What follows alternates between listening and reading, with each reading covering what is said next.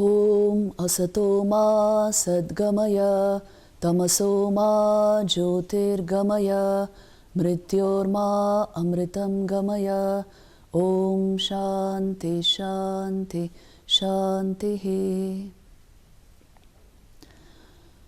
Today in Panchadashi we are doing selected verses, and I have picked up some passages which are dealing with what exactly is understood by the word Atma, Atman in Sanskrit. What exactly is understood, and how different philosophers, the different philosophies actually, are giving slightly different meanings.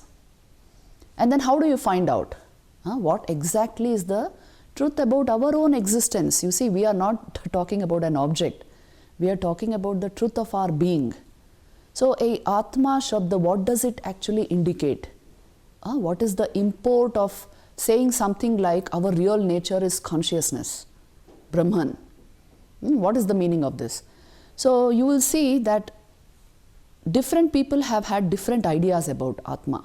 But many of these philosophies you will see, like for example Sankhya and then Vedanta and this Uttar Mimamsa and Purva Mimamsa, the ideas are quite similar. And slight variation is there, and that variation also is resolved finally by the process of inquiry, by the process of logic, and also by, you can say, see, that's why it's called existential inquiry, inquiring into the real nature of our own existence. And it is actually grasped by the meditative process. See, there is no substitute to meditation, because ultimately you are not going to get an idea of the Atman. You are going to become the Atman. So how exactly are they trying to understand this existential reality of our being? We will see that. It's a very interesting observation and study. And you will see the methods they are using, inquiry, meditation, that will directly give you a, you know by being. Knowing translates into being at that level. So if we don't develop the power of meditation, then this is difficult. And inquiry will bring all your energies together and point out. Inquiry is a pointer directly to the truth. So this is how these philosophies are actually studying the nature of the self. And clearly you will see this statement being made again and again, that this self which we are is not different from Brahman. So by Brahman, you see, different people are understanding different things, but you must understand consciousness is only one. It may appear in various forms, and we have sort of locked up supreme consciousness in our temples and churches and everywhere, because we believe that God manifests in a particular form, with a particular name, with particular powers. So this is there across religions, and yes, He does. The Supreme Reality comes in different forms, but not that He is absent elsewhere. Is He absent elsewhere? No. Can consciousness be absent anywhere? So you see, the insight which they are finally going to give us here, it is so profound. They'll tell you that, you see, you are not seeing objects in Brahman. You are seeing Brahman as the object. You are seeing Brahman alone as objects, encapsulated as it were in a particular name and form, which is the contribution of your mind. Again I repeat, you are not seeing objects in Brahman, something like that. You are seeing Brahman as the object. You are seeing only Brahman. Whenever you saw anything, you heard anything, you touched anything, you tasted anything, you felt anything, you thought anything, it is only Brahman. And very beautiful examples they give. See, I can give you a common example. On your way to Pangot, you came across Nainital, isn't it? And Nainital lake is so huge. See, the lake is shaped like an eye. That's why Naina Devi temple is right there, isn't it? So the lake is like an eye, the shape of an eye, and it reflects the forest on the hill close to it, isn't it? It reflects that entire forest in the lake. If you actually go boating in that lake, you will see that everywhere the trees are sparkling in the water. The reflection is so clear, so beautiful. So when you are seeing the forest in the lake, is the forest really in the lake? Now, how do you know the forest is not really in the lake? If I remove the water, will you find a forest? It's only a reflection, isn't it? So with respect to the lake, the forest, the reflected forest is non-dual. I want you to see this, observe this point. Just like how in a dream you spin so many things and you get identified with it. But it is nothing but your mind alone, you alone. So dream is non-dual with respect to your mind. So also reflected forest is non-dual with respect to the water, because if you remove the water, actually there is no reflected forest. But it appears so real. When you are boating there, you will feel there's a forest all around you. But actually it's only pratibimb. It is only a reflection. And is there any real connection, tell me, between the forest and that reflection? Is there any real connection between the two? But appearance is there. Huge appearance is there, and that appearance also shows that it is non-dual with respect to the substratum, the water there. So this is what they are trying to tell us here. Everything appears and disappears in consciousness. You may give it a separate identity, a separate ontological reality. It's all the working of the mind. With respect to the contents of consciousness, they are non-dual with respect to consciousness. There are no real contents of consciousness because they appear and they disappear. And whatever has appeared is non-dual with respect to consciousness. Is this true? Tell me. See, that is why when Advait Vedanta is talking of there's only one reality, it appears in many forms, they are not making a poetic statement. Although there's a lot of poetry in the Upanishads, they are stating exact truth as it is. Our mind will always create, the dual front. It's all mind-made. It wants to give permanent identity to an object. That's the nature of the mind. Because, it itself struggles for identity. So it will give identity to the object also. So then we are seeing, you actually feel like the forest is in the water. Actually, there is no forest in the water. There is only water. So there is no real connection between the forest and the reflected forest. Now, this point, it is missed in other philosophies. See, when Sankhya is now talking of reality, it will say Prakriti also is real, Purusha also is real. So mind is real. You remember we studied what is Prakriti. Everything that is non-conscious is Prakriti. The consciousness principle is the Purusha. According to Sankhya, both are real, parallel realities. Now, that which is non-conscious is not seen as a abhas, as a pratibimba of consciousness. It is seen as something real. Mind is seen as real. Mind, sense organs, body, the world of objects, and ahankar, everything is seen as real in Sankhya. It has ontological reality. If this were the truth, tell me, if this were the truth, can there be two infinites? One consciousness and one that which is not conscious. And mind itself, study and see, does it have any permanent continuum within it? Is your mind ever continuous?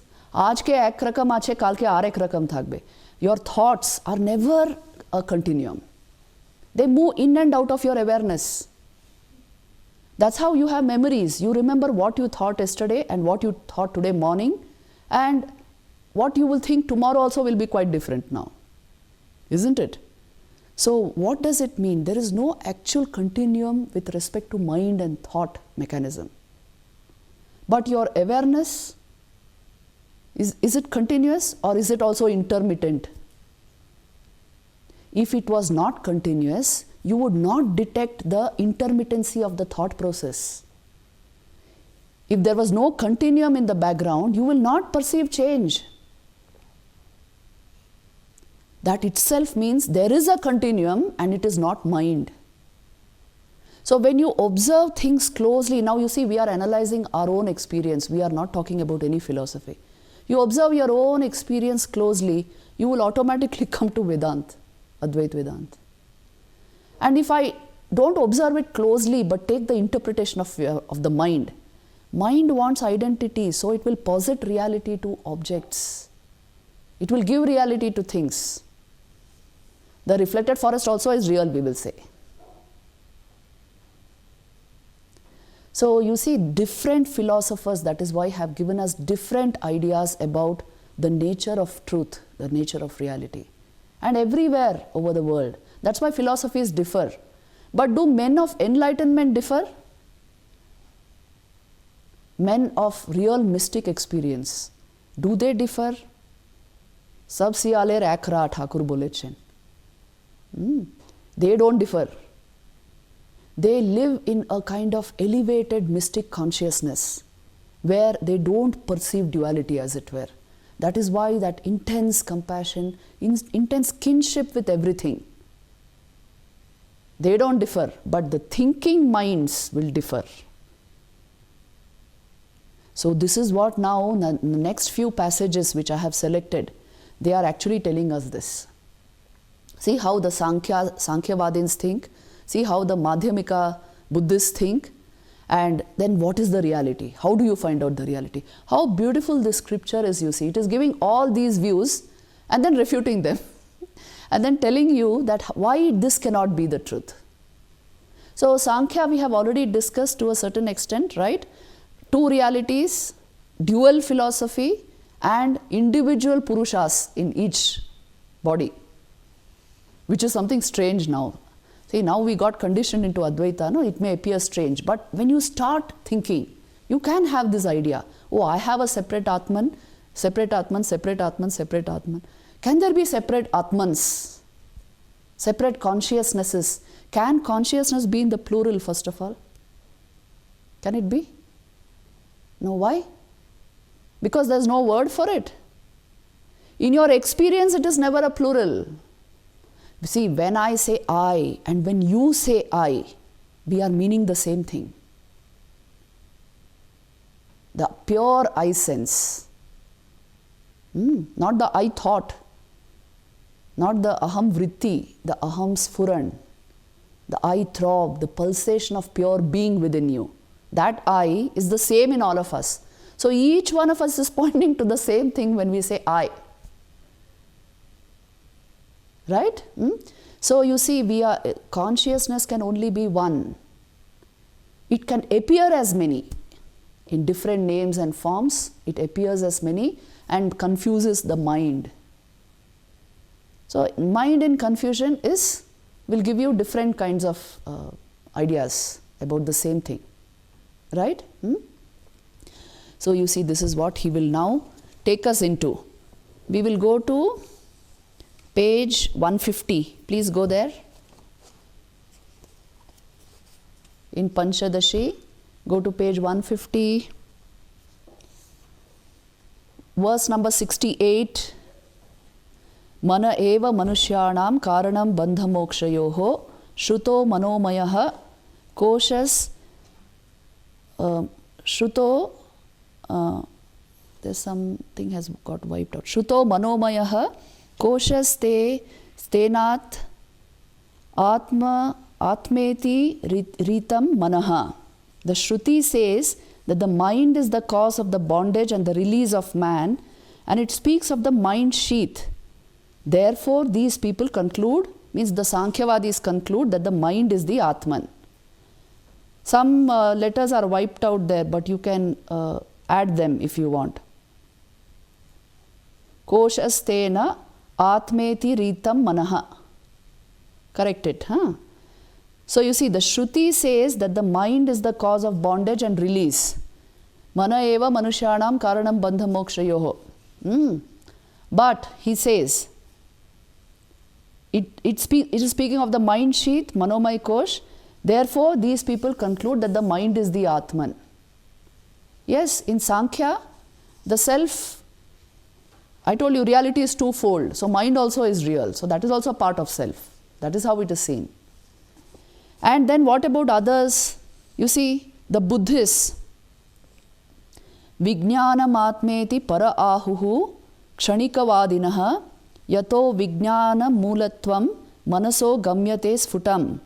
The Buddhists believe that the Atman consists of the momentary states of the intellect, because the intellect, endowed with the faculty of understanding, is the basis of the mind and thought, and through it the mind grasps matter. So you see, some of them, the Vijnanavadis, Kshanikavadis, they are also called, because they believe that the Atman consists of the momentary states of the intellect, higher intellect.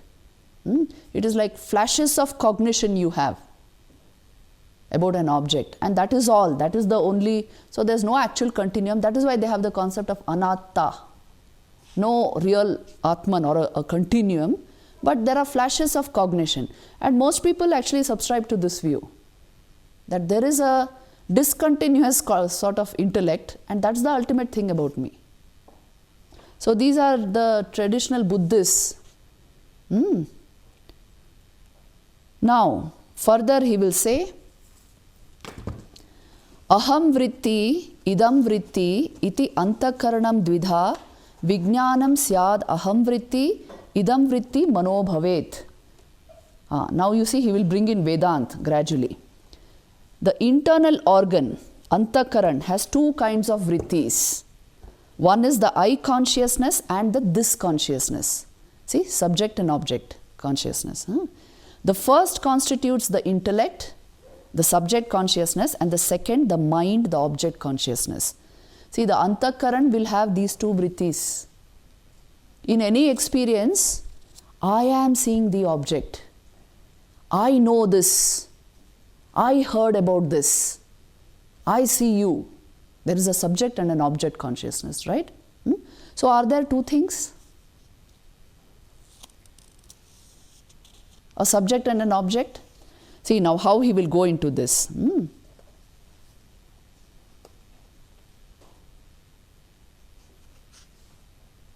Go to verse number 71. Aham pratyaya bijatvam idam vritti iti sfutam aviditva swatmanam bahyam veti natu kaschit. Since without the sense of egoity, it is not possible to cognize the outer world, it is clear that the idea of egoity is the cause of the mind, and without it, the cognizance of the external world is impossible. There is an assumed egoism, or what you can say ahankar, through which you cognize objects. But is that the reality about you? That is what is in question. Are you the ahankar?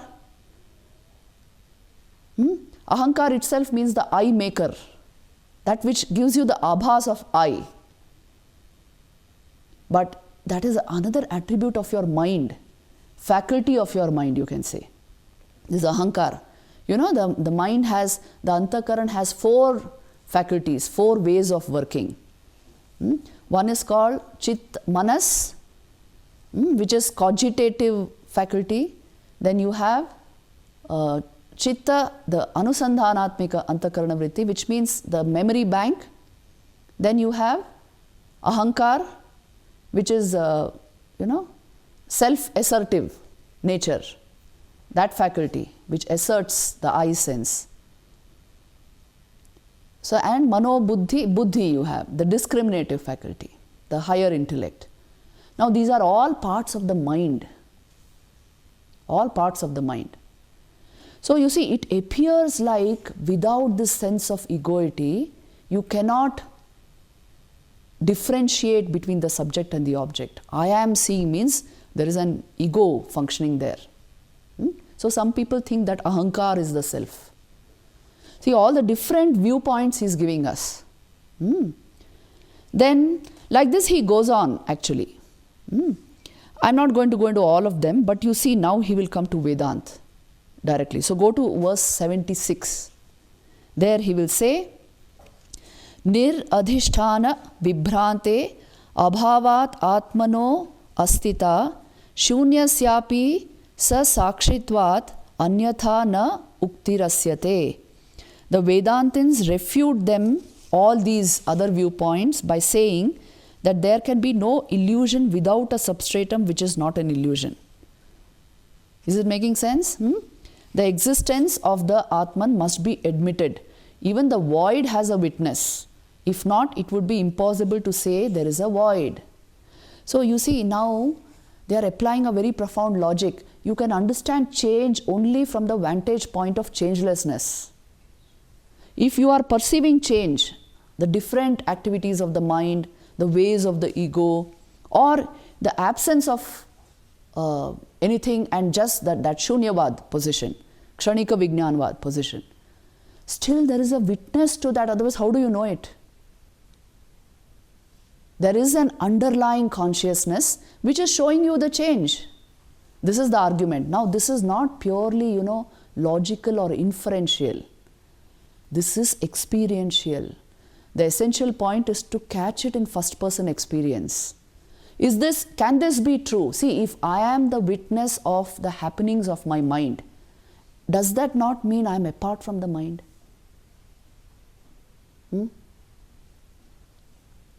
I can witness all that happens in my mind, isn't it?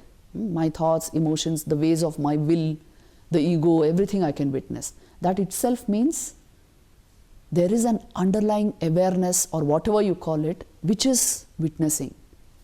There is a sakshi. And not just that, my thoughts appear enlivened from within. So there is a source to that.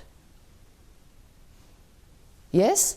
See, the robot or your AI does not experience what it knows. Does it experience what it knows? It doesn't. You can ask it. Go to your AI, that what is the one, the chat GPT or whatever, and you ask her, are you conscious? Do you experience what you know? You know everything under the sun, but do you experience anything? She will at once say, no, I am not programmed to experience. I am only programmed to inform. So there is no first person experience. Now what gives us our first person experience? See, that is the point he is trying to make. How can you detect change or the void? In Buddhism, that's a huge concept, shunyata.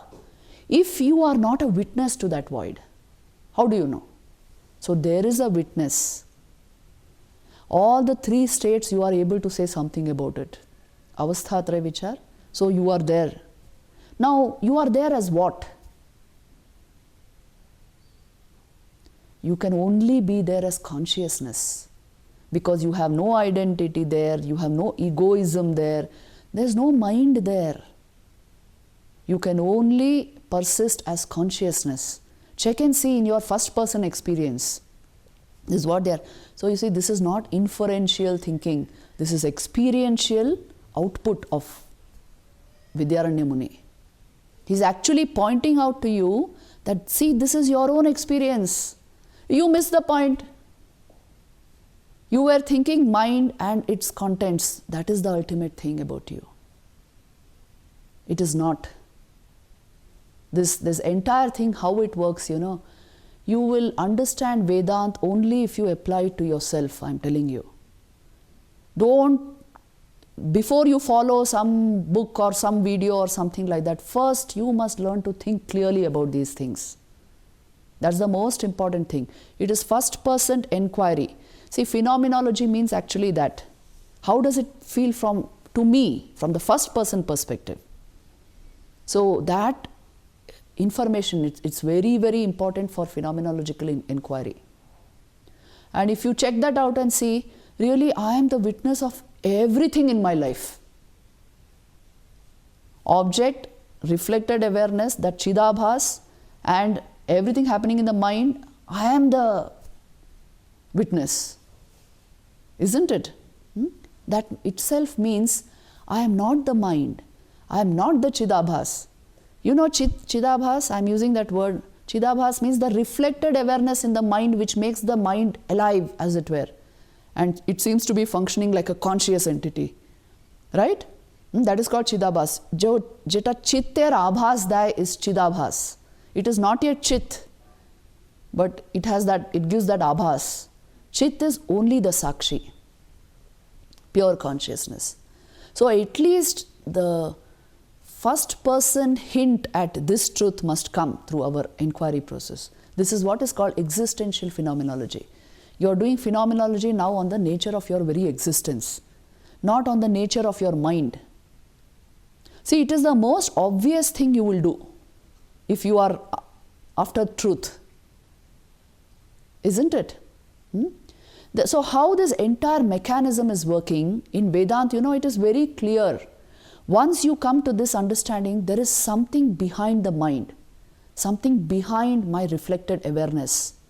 What is the source of this reflected awareness? How do I feel enlivened from within?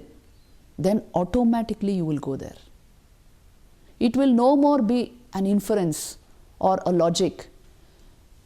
Now you want to go to the source. Now the way to go into that source is meditation, nididhyasan. Inquiry, maybe it brought you till here.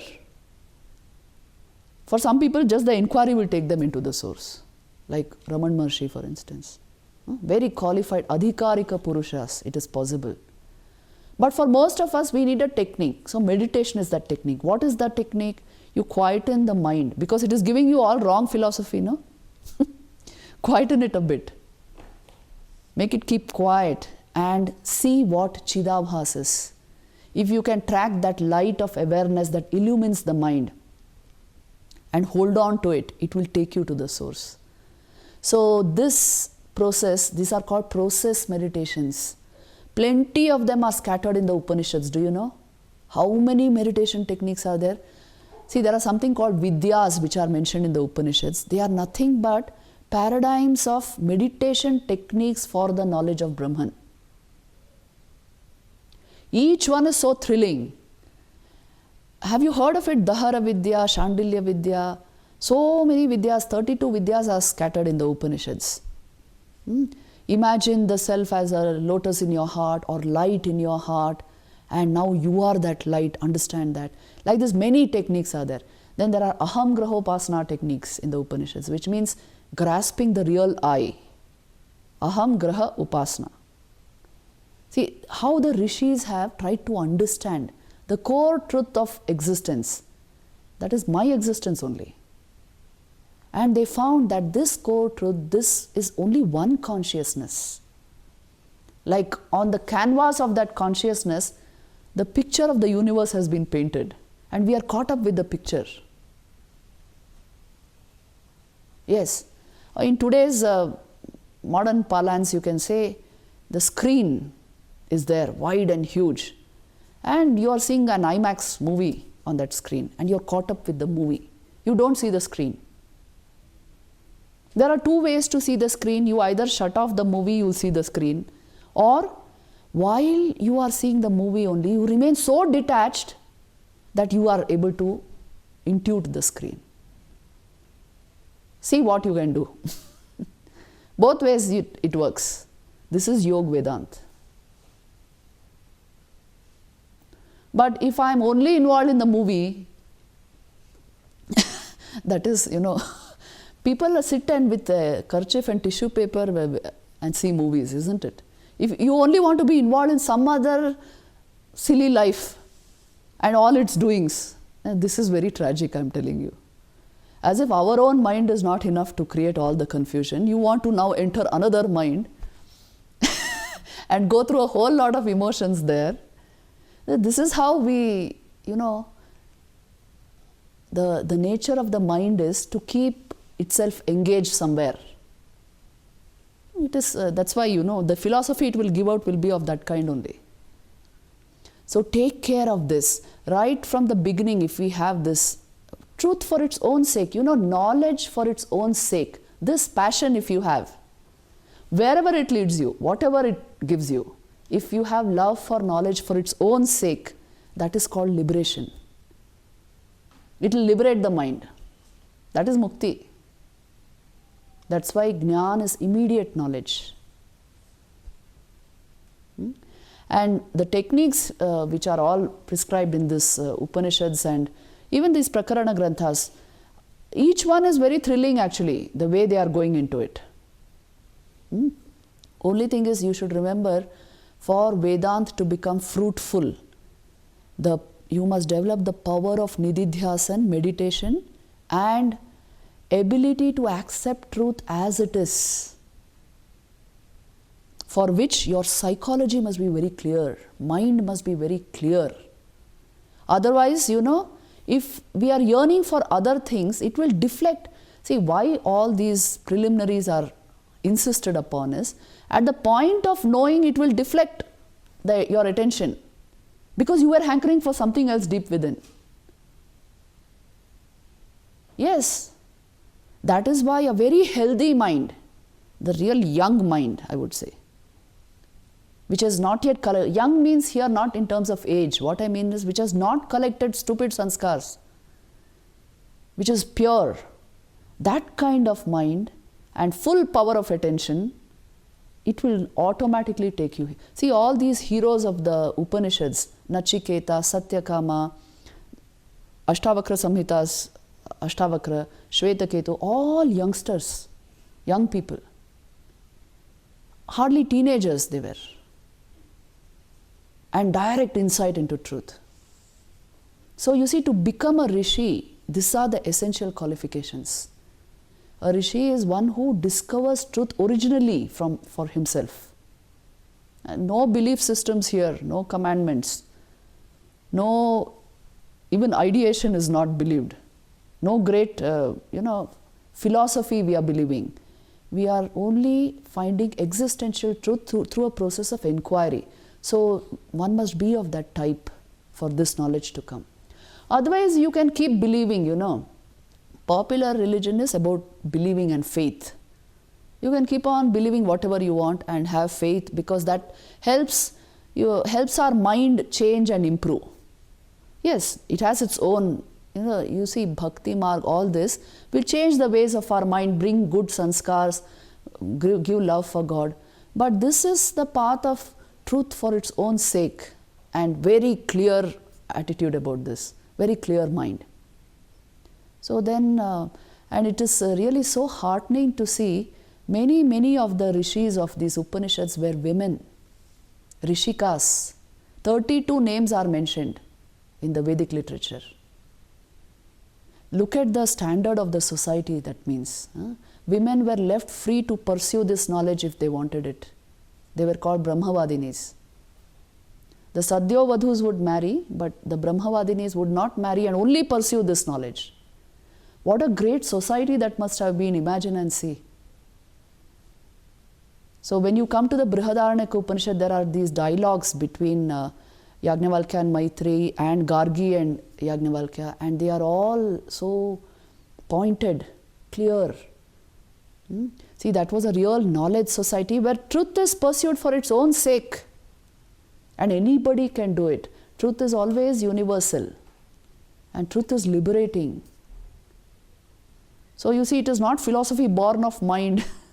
It's philosophy that goes far beyond your mental, it's neither about ideation, mentation, cognition, thinking, understanding. It is about being and becoming. And this level they could go to at that age. You imagine how it was. This very belt, Himalayan belt, all this research was going on. So you see, those who seek knowledge for its own sake will automatically come to this. Mystics of all religions have come to it.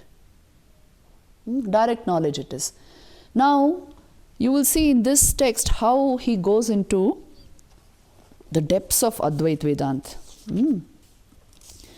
Lot of his verses are refuting other positions.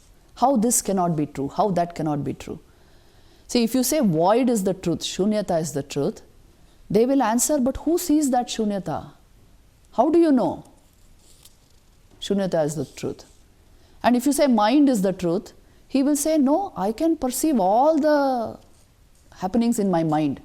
So who's perceiving? So there's something deeper than that. Go into that. So like this he will go on, and you see, then what even the Purva Mimamsa says, the Bhattas, Prabhakara, they were all great teachers, rishis who expounded the Purva Mimamsa, the philosophy of Karma Kanda. So that is also being refuted. How that cannot be the truth about the Atman. And like this he goes on for many pages, and then finally comes to the understanding that there is only one consciousness which through Maya appears as many, and so the mind kicks into function and gives you all these misinterpretations. Every interpretation of the mind is a misinterpretation according to this. Because it is not immediate knowledge, it is highly mediated knowledge, and the mind itself is conditioned. How much of the light of truth will it yield? Like this, very stunning things are there. I don't know how much to go into it, because you must read all this, when you are after your meditation. When we are fairly clear-headed, then all this will make good sense. When we are muddled, this will appear like somebody's philosophy is so tough. So take care of your mind, and then Vedanta will hit you. So now you see here, we go straight into how he also gives very clear ideas on what is the Jiva, what is Ishvara, what is Maya, and how one consciousness, Brahman, through Maya appears as all this. Another significant difference between Sankhya and Vedanta is Sankhya, not Sankhya philosophy as such, but yoga philosophy, which is an offshoot of Sankhya only. It believes in Ishvara. So you surrender the fruits of your actions and everything to God, surrender, and He will give you the knowledge, the ultimate knowledge. But there are many of our philosophies which don't believe in the existence of Ishvara, which means the creator God, a God who creates, preserves, and if nothing has been created, how can there be a creator God? No? According to Vedanta, see, they are seeing from a totally different angle.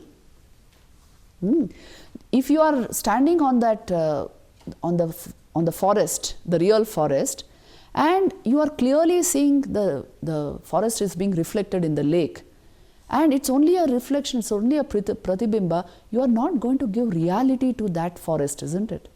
This is what Vedanta is doing.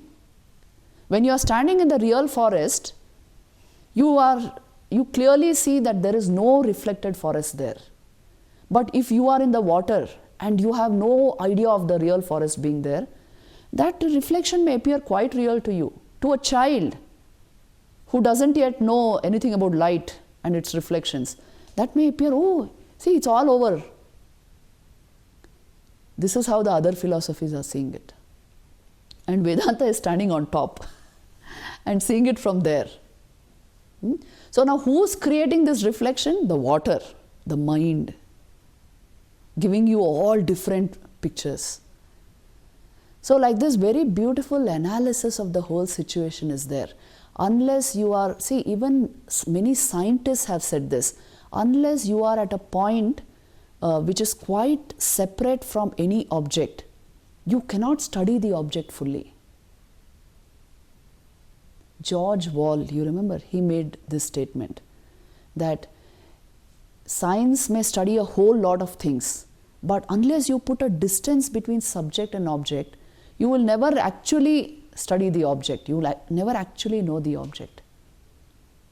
And object, when they are saying it is a reflection of the subject, when they are saying something like this, now we have to think from a totally different angle. Vedanta is entirely like that. You just have to step into reality to know the non-existence of unreality. Until then, we will keep giving it ontological status and working through it. See, that's why all the confusion in consciousness studies is coming due to this. Are you getting the point? All the confusion in consciousness studies is coming only because we don't see the difference between mental awareness, consciousness, mind function, thought, emotion, awareness. We don't see the difference. See, most people will tell you there's no difference. But Vedanta will say huge difference is there. Thought is an object. It's a thing to you. So it is not you. It can be yours. It's not you. And you illumine the thought from within. So it is an objective study. So it is not you. Mind is not you. So it's a completely different position. To grasp this, you must stay in the thoughtless state for some time and see whether you are there or not. Yes, that is what meditation is. That is why you see. Where you are distanced from thought, and so you are able to understand its mechanism. And the mechanism according to Vedanta is what? What is the mechanism of Maya? Why the unreal appears to be real and duality appears to be the truth? Because of Maya, its mechanism is called adhyas, superimposition. He will go into that in this text again. Which means what? Something has been so strongly superimposed that we are not able to differentiate it, differentiate the real and the unreal. And the very nature of superimposition is it will mix up truth and untruth, the real and the unreal. And this is already inbuilt in our mind. So you see, Vedanta appears like an abstruse philosophy. Our reality is etai ache. Jeta ache, sheta ache, amra boli na. You must look a little deeper into it. That's what they are trying to say. Now, one particular verse I would like to mention here.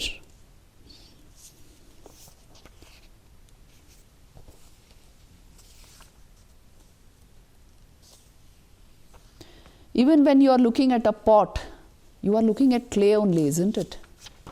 Or are you seriously looking at a pot? Tell me. When you look at a pot, do you look at clay or you are looking at pot? You are actually looking at clay only, which your mind interprets as pot and makes you feel pot is out there and clay sense has vanished. This is Maya. This is adhyas. Pot got superimposed on clay. It was made up by your mind. It was made up only by your mind.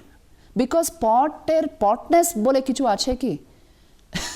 Is there anything called potness to a pot? No. It is nothing but clay in a particular form to which I have given separate reality as pot. So also object and subject, according to Advaita Vedanta. Object, you have given reality to it, separate from subject. It does not exist. We ourselves are not just appearances in Brahman, we are Brahman appearing as Jiva. See, it's a stupendous claim to make, isn't it? But it is what the Rishi is seeing. That is why you see Thakur life, go to the life of the masters, you will see Thakur actually saw things like this. And that is why then the philosophy of service is Shiva Bhave Jiva Seva. Right? So actually it is Shiva only. There is no Jiva at all. So the entire philosophy is based on the right perception, not our muddled perceptions. Seeing reality as it is not a small thing. So see, this he will tell us here. I have jumped to page 233, verse number 289, because it's so beautiful, you know. Jagat chitram swachaitanye pate chitramivarpitam mayaya tad upekshaiva chaitanyam parisheshyatam. On the supreme consciousness, the world is drawn like a picture on canvas. Thus is Maya superimposed on consciousness. When we forget the adventitious distinctions, consciousness alone remains.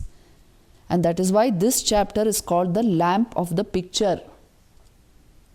when regularly studied, it will give us the intelligence to transcend Maya. This is what he is saying. Look at it from a totally different angle and try to find the unchanging substratum. You will see all the adventitious distinctions will vanish. So this is how he concludes. The rest of the chapter is all about different viewpoints, and he is refuting them one by one. The most significant ones are what comes from Sankhya and Buddhism. The rest is all easy, because it can't be real. Even to our jaded intelligence also it will appear unreal. But these two make very strong points, and he has refuted them. Existential inquiry is something to be practiced on an everyday basis for Vedanta to become real. I am the witness of the bodily functions, so I cannot be the body. I am the witness of what is happening in my mind, so I cannot be the mind. I am the witness of everything happening in the world, so I am the witness consciousness. And anything coming into my life, also it appears and disappears, isn't it? Anything permanent with us? Everything will come and go. But there is a continuum within us which sees appearance and disappearance. So catching that continuum. This is the way to, this is what is called discrimination, vivek, or the method of inquiry. Anything you take up, go to the core of it, you will see you can only be the witness awareness. You cannot be the object even if you want to be. You cannot be the object. Because objects appear in awareness and not vice versa. So any of you, are you thinking that I am just now thinking of consciousness? Is this true? You are thinking in consciousness. In fact, consciousness alone is in which thoughts are appearing and going out. This is what they are telling. Brahman alone is. The rest is all superimposition on the canvas of consciousness, and which the mind interprets as real distinctions and adventitious. See the language used. It gives reality to the unreal. So that is why this is the path of discernment, vivek, and inquiry and meditation. The more we strengthen this, the more obvious Vedanta will become to us. Om Shanti Shanti Shanti.